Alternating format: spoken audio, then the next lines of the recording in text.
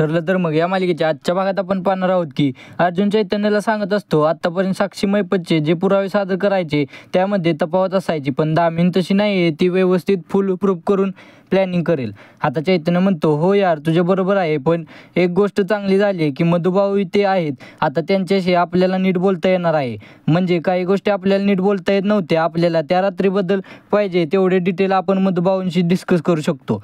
आता त्यावर अर्जुन म्हणतो बरोबर आहे तुझे, काही पण यार चैतन्य मला असे का वाटतंय कोणास ठाऊक, पण काहीतरी कुठली तरी अशी डिटेल एक लिंक आहे ती आपण मिस करतोय. आता अर्जुन सारखा त्या फोटोकडे बघतो आणि ती विचार करायला लागतो आणि म्हणतो एक लिंक आहे यार चैतन्य, ती लिंक जर आपल्याला मिळाली ना तर चैतन्य आपण ही केस केव्हाच क्रॅक करू, तेव्हाच सगळे पुरावे ना एकाच चेनमध्ये आपल्याला कोर्टात सादर करता येतील. फक्त एक लिंक तर आहे ती मिळाली पाहिजे. तर हा एपिसोड इथेच त्यांनी संपवला. आता पुढच्या भागामध्ये आपण बघणार आहोत की अर्जुन मधुभाऊंशी डिस्कस करणार असतो. चैतन्य आणि अर्जुन मधुभाऊंना बोलवायला जाणार, तेवढ्यात हा अश्विन आरडाओरडा करतो, मधुभाऊ आमच्या खोलीत कशाला आला आहात, ते आलात आणि माझ्या बायकोला खोटारडी म्हणताय. मग कल्पनाताई म्हणतात अरे केवढ्याने आरडाओरडा करतोयस, किती मोठा आवाज आहे तुझा.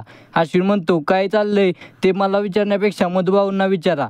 काय हो मधुभाऊ, इथे येऊन माझ्या बायकोची उलट तपासणी घेत होता का. सायली म्हणते वडील जेव्हा प्रश्न विचारतात तेव्हा त्याला उलट तपासणी म्हणत नाहीत अश्विन भाऊजी, अर्ध्यातच हे प्रियाला कळणार नाहीच म्हणा. आता अर्जुन चिडून म्हणतो काय रे मोठ्यांशी असा उद्धटसारखा कधीपासून वागायला लागलास रे तू.